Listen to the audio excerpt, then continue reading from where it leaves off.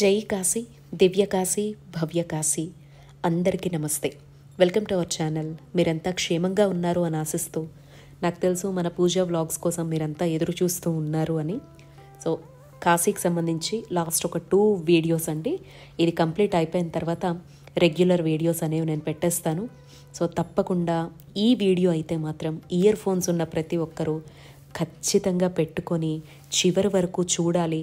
చూసిన తర్వాత మీ ఫీల్ ఏంటి అనేది తప్పకుండా కామెంట్ చేయాలి. రోజులో జస్ట్ ఒక 20 మినిట్స్ 15 మినిట్స్ శివయ్య కోసం కేటాయిస్తాము, నా కోసం కాదు శివయ్య కోసం కేటాయిస్తాము అనుకునే ప్రతి ఒక్కరు ఈ వీడియో చూడాలి, షేర్ చేయాలి అని కోరుకుంటూ, దీనికి రిలేటెడ్గా ఉన్నటువంటి అంటే ఫస్ట్ టైం ఎవరైతే మన ఛానల్ చూస్తారో వాళ్ళు ఇక్కడ నేను కామెంట్స్లో ఫస్ట్ కామెంట్లో ఒక వీడియో లింక్ పెడుతున్నాను చూడండి. అది చూసి ఈ వీడియో చూడండి, ఇంకా డీటెయిల్డ్గా అర్థమవుతుందనమాట. కాశీలో రేపు వెళ్ళిపోతామనగా ఇవాళ పొద్దున్న మేము స్పర్శ దర్శనానికి వెళ్ళటం జరిగింది. ఆ తర్వాత మధ్యాహ్నం మణికర్ణిక ఘాట్లో అపరాహ్న స్నానానికి వెళ్ళటం జరిగింది. అక్కడ జరిగిన విశేషాలన్నీ మీకు నేను వీడియోస్లో పంచుకోవడం జరిగింది. అపరాహ్న స్నానం కంప్లీట్ చేసుకున్న వెంటనే మేము షాపింగ్కి వెళ్ళాం అనమాట. ఎందుకంటే మేము రేపు వెళ్ళిపోతామనగా రేపు మార్నింగ్ నాడు విశాలాక్షమ్మ అభిషేకం ఉంది. సో అమ్మ కోసం శారీస్ కొనాలి అని చెప్పేసి, అండ్ మేము మణికర్ణిక నుంచి వస్తూ ఆ గేట్ నుంచి బయటకు వచ్చేటప్పుడు షాపింగ్స్ ఉంటాయి కదా, వాటిని చూసుకుంటూ వస్తున్నాం అనమాట. ఈలోపు మాకు ఒక కాల్ వచ్చింది. కేదార్ ఘాట్లో కేదారేశ్వరుడు అభిషేకానికి ఇమ్మీడియట్గా మీరు వచ్చేయాలి అని చెప్పేసి. ఇంకా చూసుకోండి, యాక్చువల్లీ ఉంది అనుకున్నాం కానీ కన్ఫర్మ్డ్ టైం తెలియదు అనమాట. ఇంకా ప్రదోష సమయంలో ఉంటుంది అనుకున్నాము. మేము షాపింగ్ దగ్గర ఉండేసరికి 3:30, 4 అవుతుంది. 4:30కంతా మనకి కేదార్ గౌరీ ఘాట్లో ఇక్కడ ఉండేటువంటి కేదారేశ్వరుడికి అభిషేకం జరుగుతుందండి. మీరు కాశీ ట్రిప్కి వెళ్ళినప్పుడు తప్పకుండా 4:30 నుంచి 5 గంటలు అయ్యేటప్పటికి గౌరీ కేదార్ ఘాట్ దగ్గరికి వచ్చేసేయండి. మీరు ఏ ఘాట్ దగ్గర ఉన్నా కాశీలో ఎక్కడున్నా కూడా మీకు ఆటోలు, షేర్ ఆటోస్ కావచ్చు, లేదంటే గంగా నది మించి వస్తే కనుక బోట్స్ ఒక 200 రూపీసో 100 రూపీసో ఇస్తే మీకు కేదార్ గౌరీ ఘాట్ దగ్గర వదులుతారు. హరిశ్చంద్ర ఘాట్ పక్కనే ఉంటుంది, చూస్తున్నారు కదా, ఇక్కడ శవ దహనాలు జరుగుతున్నాయి. దీని పక్కనే ఉండేటువంటి ఘాట్ని కేదార గౌరీ ఘాట్ అంటారు. ఇక్కడ స్వామివారికి జరిగే అభిషేకాన్ని చూడటానికి 2 కళ్ళు సరిపోవు. యాజ్ ఇట్ ఈస్గా మీకు అక్కడ ఉన్న లైవ్ ఆడియోతో పెట్టడం జరిగింది. అందుకే ఇయర్ ఫోన్స్ ఉన్న ప్రతి ఒక్కరూ ఖచ్చితంగా పెట్టుకోండి అని చెప్పాను. కేదార్ గౌరీ ఘాట్ ప్రత్యేకత ఏంటి అనే ఎక్స్క్లూజివ్ వీడియో ఇంతకుముందు కాశీ ప్రయాణం అప్పుడు నేను చేయడం జరిగిందండి. అదే మీకు కింద ఇచ్చినటువంటి లింక్. సో అది కూడా చూస్తే గనక మీకు పూర్తి సమాచారం అందుతుందన్నమాట. ఇక ఈ వీడియో వరకు వస్తే గనక స్వామివారి గురించి ఒక 2 మాటలు చెప్తాను, ఆ తర్వాత లైవ్ ఆడియో పెట్టేస్తాను. తప్పకుండా చూడండి మీరంతా కూడాను. కాశీ, వారణాసి పట్టణం గురించి ప్రత్యేకంగా ఆధ్యాత్మికంగా ఎవ్వరికీ చెప్పాల్సినటువంటి అవసరం లేదు. జీవితంలో ఒక్కసారైనా ఇక్కడ అడుగు పెడితే చాలు, లేదా ఇక్కడ మరణాన్ని పొందితే చాలు, ఇంకంతే, ఈ జన్మకి మోక్షం అనేటువంటి మాట మనందరికీ తెలుసు కదా. అయితే కాశీ పట్టణం అనేది శివయ్య త్రిశూలం మీద నిలబడ్డటువంటి పట్టణం. ఈ సృష్టి ప్రారంభానికి ముందు ఏర్పడ్డటువంటి మొట్టమొదటి పట్టణం. అలాగే ఎన్ని యుగాలు అసలు ఈ సృష్టి అంతమైపోయినా కూడా నిలబడేటువంటి ఏకైక పట్టణం కాశీ అనమాట. సాక్షాత్ శివయ్య ఆనంద నివాసం అని చెప్పి కాశీ పట్టణాన్ని పిలుస్తారు, మహాశ్మశానంగా పిలుస్తారు. అయితే శివయ్య త్రిశూలం మీద మన కాశీ నిలబడి ఉంటుంది అంటాం కదా, దానికి 3 కోణాలు ఉంటాయి కదా త్రిశూలానికి. ఈ 3 కోణాలు కాశీలో చెప్పబడ్డటువంటి ఓంకార ఖండం, విశ్వనాథ ఖండం, ఇంకొకటి కేదార ఖండం అనమాట. 3 శూలాల మీద ఉన్నటువంటి 3 ప్రధానమైనవే ఇవి. ఓంకార ఖండం అంటే కాలభైరవుడు అనమాట. అలాగే విశ్వేశ్వరుడు, ఇక మీరిప్పుడు చూస్తున్నటువంటిదే కేదార ఖండం అనమాట. గౌరీ కేదారేశ్వరుడిగా స్వామివారు ఇక్కడ ఉంటారు. సాక్షాత్తు మనం కేదారేశ్వరం వెళ్తాం కదా హిమాలయాల్లో, అక్కడ ఉండేటువంటి 16 కళలతో కూడుకున్నటువంటి స్వామివారి రూపంలో 15 కళలు ఇక్కడే కేదారేశ్వరుడిగా ఉన్నాడు అని చెప్పి చెప్తారు. అంటే అక్కడ మనం స్వామివారిని చూస్తే ఎంత విశేషమైనటువంటి ఫలితం వస్తుందో జ్యోతిర్లింగాల్లో, ఇక్కడ కాశీలో కేదార గౌరీ ఘాట్లో కొలువై ఉన్నటువంటి ఈ కేదారేశ్వరుణ్ణి చూస్తే అంతకు 7 ఫలితం కలుగుతుందిట. అంతటి అద్భుతమైనటువంటి స్వయంభువే మనకిక్కడ దర్శనమిచ్చేటువంటి గౌరీ కేదారేశ్వరుడు. స్వామివారి రూపంలో మనం గమనిస్తే సేమ్ కేదార్నాథ్లో ఉండే కేదారేశ్వరులాగే ఉంటారు. మధ్యలో ఏదో విభజించినట్టుగా ఒక గీతలాగా ఉంటుంది. అటువైపు ఉండేది గౌరీ కేదారేశ్వరులు, ఇటువైపు ఉండేది లక్ష్మీనారాయణులుగా ఇక్కడ ఉండేటువంటి పురాణ కథనాన్ని బట్టి తెలుస్తోందనమాట. కాశీఖండం ప్రకారం, పురాణ కథల ప్రకారం ఇక్కడ 12 గంటల లోపల ఉదయం మనకి పితృతర్పణాలు కావచ్చు, పిండ ప్రదానాలు కావచ్చు మనం నిర్వహిస్తే గనక కాశీలో ఉండేటువంటి 84 ఘాట్లలో ప్రధానంగా ఒకటి మణికర్ణిక, ఇంకొకటి ఇక్కడ మనం చూసేటువంటి కేదార గౌరీ ఘాట్ అనమాట. ఉదయం 12-1 గంట లోపలే పిండ ప్రదానాలు చేసుకుంటే పితృదేవతలు స్వయంగా అందుకుంటారు అనేటువంటి విశేషం కూడా ఉంది. పిండ ప్రదానాలకు సంబంధించినటువంటి వీడియోని మీకు నేను ఫస్ట్ కామెంట్లో పెట్టినటువంటి లింక్, ఎక్స్క్లూజివ్గా పిండ ప్రదానాలకు సంబంధించినటువంటి సమాచారం అనమాట. అండ్ సాయంత్రం గనక మీరు కేదార గౌరీ ఘాట్ని సందర్శించుకుంటే ఈ అద్భుతమైనటువంటి స్వామివారి ఢమరుక నాదాల మధ్య సాక్షాత్ కైలాసంలోనే మనం ఉన్నామా అనేటువంటి ఒక అనుభూతిని కలిగించే అభిషేకాన్ని మీరు ఇక్కడ చూస్తూ ఉన్నారు. మనకి ఇక్కడ అభిషేకాన్ని నిర్వహిస్తున్నది కూడా బ్రహ్మశ్రీ నారాయణ శాస్త్రి గారు. ఇంతకు ముందర వీడియోస్లో కూడా మన ఛానల్లో షార్ట్స్ రూపంలో వాటన్నిటి రూపంలో మీకు చెప్పడం జరిగింది. సో ఇంకా ఏమాత్రం ఆలస్యం చేయకుండా ఈ పుణ్యప్రదమైనటువంటి మన జీవితం తరించేటువంటి స్వామివారి అభిషేకాన్ని కనులారా చూడండి. అమ్మ ఇక్కడ మంగళగౌరిగా కొలువై ఉన్నారు. అమ్మ రూపాన్ని కూడా దర్శించుకోండి. ఇదే ఆలయంలో మనకి గణపతి వారు దర్శనమిస్తారు. కార్తికేయుడు, నవగ్రహాలు, నందీశ్వరుడు, ఇలా అసలు మాటల్లో వర్ణనాతీతంగా ఉంటుందన్నమాట. ఏ ఏ రూపాలు ఈ ఆలయంలో కొలువై ఉంటాయి అనేటువంటివి కూడా మీకు నేను కింద ఇచ్చినటువంటి లింక్లోనే తెలుస్తాయండి. ఈ వీడియో ఎక్స్క్లూజివ్గా మీరంతా కూడా స్వామివారి అభిషేకాన్ని ఎప్పుడైనా వెళ్ళినప్పుడు తిలకించాలి అనేటువంటి ఉద్దేశంతో ప్రజెంట్ చేస్తున్నాను కాబట్టి ఏమాత్రం ఆలస్యం చేయకుండా వీడియో మొత్తం చూడండి. చివరిలో మళ్ళీ మీతో మాట్లాడతాను.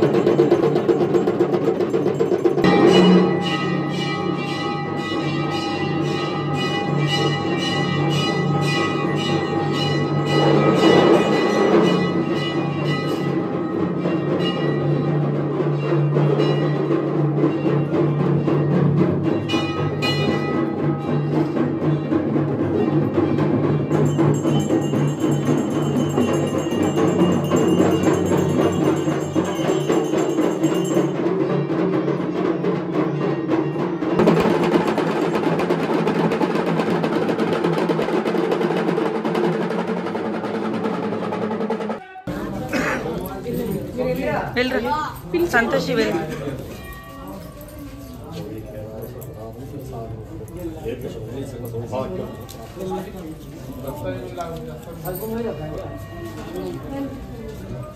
కవర్ అక్కడ పెట్టు. అందులో విభూది ఉన్నది అబ్బాయి కూడా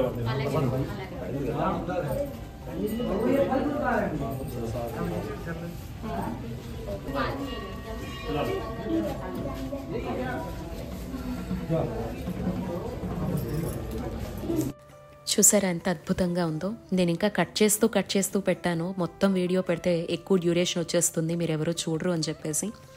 కానీ ఎంత చక్కనైన అనుభూతి అనేది మాటల్లో చెప్పగలమా? సాక్షాత్తు కైలాసంలోనే ఉన్నామా అనేటువంటి భావన కలుగుతుంది. కాశీ ఎవ్వరు వచ్చినా కూడా ఖచ్చితంగా మనం కాలభైరవుడు, విశ్వేశ్వరుడిని ఎలా అయితే దర్శనం చేసుకుంటామో కేదారేశ్వరుడి దర్శనం కూడా చేసుకుంటేనే మన కాశీ యాత్ర అనేది పరిపూర్ణమవుతుందన్నమాట. అలాగే స్వామివారి అభిషేకంలో ప్రత్యేకంగా పాల్గొనటం అంటూ ఏమీ ఉండదు. అందరూ అక్కడ భక్తులు నిలబడే ఉంటారు.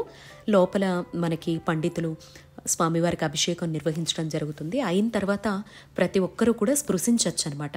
స్వామివారు కూడా ఇక్కడ ఉండేటువంటి కేదారేశ్వరుడు గౌరీ సమేతంగా, లక్ష్మీనారాయణ సమేతంగా ఉంటారు కదా. స్వామిని మనం చక్కగా స్పృశించి మన జన్మను ధన్యం చేసుకోవచ్చు అనమాట. ఒక్కొక్క క్షేత్రానికి ఒక్కొక్క విశిష్టత, ఒక్కొక్క ఆలయానికి ప్రత్యేకత ఎలా అయితే ఉంటుందో ఇక్కడ గౌరీ కేదారేశ్వరుడికి ఉండే ప్రత్యేకత ఏంటి తెలుసా? స్వామివారికి ఒక ప్రత్యేకమైనటువంటి నైవేద్యం కిచిడి సమర్పిస్తారు. అంటే మేమున్నప్పుడైతే సమర్పించలేదు, మేబీ సాయంత్రం రాత్రి ఏమన్నా నివేదన చేస్తారేమో. మేము ఉండేటప్పుడు అభిషేకం మాత్రమే స్వామివారికి చేయడం జరిగింది. ఆ అభిషేక జలం ఉంటుంది కదా, అది కూడా స్వామివారికి చాలా ప్రీతిపాత్రమైందంట. అది భక్తులందరికీ తప్పకుండా పంచుతారనమాట. ఆ కిచిడి స్వామికి చేసినటువంటి పాలతో చేసినటువంటి ఆ అభిషేకం ఏదైతే ఉందో అది సాక్షాత్తు శివయ్య ఖచ్చితంగా స్వీకరిస్తారు వచ్చి అనేటువంటి సాక్ష్యాలు కూడా ఇక్కడ చాలా మంది చెప్తూ ఉంటారనమాట.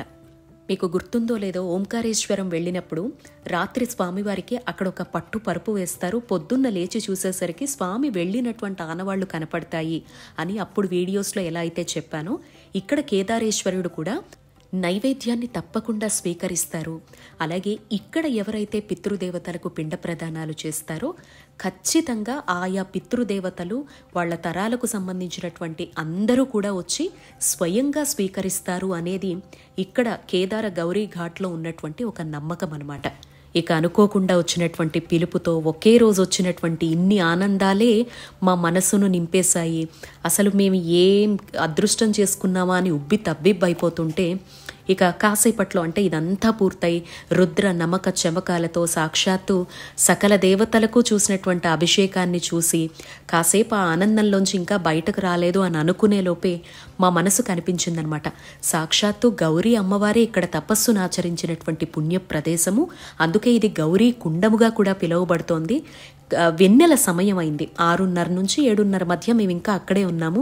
కాసేపు వెన్నెల పారాయణం చేసుకుని వెళదాం, మార్గశిర పౌర్ణమి అని మా మనసు కనిపించడం, కూర్చొని లలితా పారాయణ ఈ వెన్నెల వెలుగుల్లో చేసి అక్కడి నుంచి కదలటం చాలు భగవంతుడు ఈ జన్మకిచ్చినటువంటి అదృష్టంగా భావించాం. ద్వాదశ పౌర్ణమి వ్రతం కావచ్చు, ప్రతి నెల వెన్నెల పారాయణం చేసినటువంటి ఫలితం కావచ్చు, అమ్మవారు ఈ రూపంలో పలికించిందా లేదా మాకు అదృష్టాన్ని ఇచ్చిందా అని అనిపించింది. కరెక్ట్గా 7 నుంచి 7:30 మధ్య కూర్చొని ప్రశాంతంగా లలితా సహస్ర పారాయణ చేస్తూ గంగమ్మ ఆ వెన్నెల కిరణాలు పడుతూ ఉంటే తను పొంగిపోతూ చేస్తున్నటువంటి అలల ప్రవాహాన్ని ఆస్వాదిస్తూ అబ్బా ఇంకా మాటల్లో చెప్పలేనండి. ఈ క్షణం మళ్ళీ ఈ విజువల్స్ని చూస్తూ ఉన్నా అరే ఇంతటి భాగ్యాన్ని భగవంతుడు మాకు ప్రసాదించాడా అనేటువంటి ఆ అనుభూతుల్ని మళ్ళీ మళ్ళీ తలుచుకుంటూ వాటన్నింటినీ జ్ఞాపకాలుగా ఈ విధంగా మీ అందరికీ అందజేస్తూ మీరు కూడా తరించాలి అనేటువంటి భావనలో ప్రతి విషయాన్ని మీతో పంచుకుంటున్నది అందుకేనండి. కాశీ యాత్ర అనగానే ఒక్క వీడియోలో కట్టే కొట్టే తెచ్చే అని పెట్టేయచ్చు, కానీ ప్రతి సందర్భాన్ని మీకు నేను అందించడానికి కారణం రేపు మీరు అనుకోకుండా వెళ్ళినటువంటి అవకాశం వచ్చినప్పుడు మీరందరూ కూడా ఇలా సద్వినియోగపరచుకోవాలి అనేటువంటి ఉద్దేశంతోనే కాశీయాత్రకు సంబంధించి ప్రతి విషయాన్ని మీ అందరితో ఇంత వివరంగా పంచుకుంటూ ఉన్నాను. ఏదైనా మనసు భావనండి. మనం వెళ్ళలేని పరిస్థితి కావచ్చు, భగవంతుడు భవిష్యత్తులో కల్పించేటువంటి అవకాశం కావచ్చు, లేదా మన ద్వారా ఇంకొకరికి అందేటువంటి సమాచార పరంగా కావచ్చు, కాశీ విశేషాలు నాతో పాటు మీరు చూస్తున్నటువంటి భావన పొందాలి. ఈసారి చేసినటువంటి యాత్ర అంతా కూడా మీరిచ్చినటువంటి అవకాశం. నేను చేసిన ప్రతి పూజ, నేను అందించే ప్రతి సమాచారం నాతో మీరు కూడా చేస్తున్నారు అని మీ అందరికీ తెలియజేస్తూ ఉన్నాను. అక్కడ చెప్పుకునే ప్రతి సంకల్పంలో ఈసారి నా సబ్స్క్రైబర్స్, నా ఫాలోవర్స్ ఇచ్చిన అవకాశం ప్రకారమే కాశీ పట్టణంలో అడుగుపెట్టాను స్వామి. కాబట్టి ఇదంతా పుణ్యఫలం వాళ్ళందరికీ దక్కాలి అని ఏదైతే చెప్పానో అందుకే ప్రతి సందర్భాన్ని నేను ఎక్కడికి వెళ్ళాను, ఏం చేశాను అన్నీ కూడా వీడియోస్ రూపంలో మీ అందరితో పంచుకోవడం జరుగుతోందండి. మీరు చేసేటువంటి షేర్స్ ద్వారా కూడా ఎవరైనా కాశీ యాత్ర చేస్తే ఇన్ని విశేషాలు ఉంటాయా అని ఉపయోగపడాలి అనేటువంటి ఉద్దేశంతోనే వివరిస్తూ ఉన్నాను. అలాగే పిండ ప్రదానాల కోసం వెళ్ళినప్పుడు నారాయణ శాస్త్రి గారి నెంబర్, మీరు వారి ఎక్స్క్లూజివ్ వీడియో ఒకటి పెట్టాను కదా, అక్కడ వారి ఇంటికి వెళ్ళేటప్పుడు నేను ఒక బ్యానర్ మీద చూపించడం జరిగింది. సో నోట్ చేసుకోండి. సో మీరు అక్కడ ఖచ్చితంగా వెళతాము, లేదా చేరుకున్న తర్వాత ఆయన అక్కడ కనపడకపోతేనే ఆ నెంబర్ని ఉపయోగించండి తప్ప మిగతా ఏ విషయాల కోసం డిస్టర్బ్ చేయకండి. కాశీలో చివరి రోజున మా విశేషాలతో నెక్స్ట్ వీడియోలో మళ్ళీ కలుస్తానండి. నమస్తే.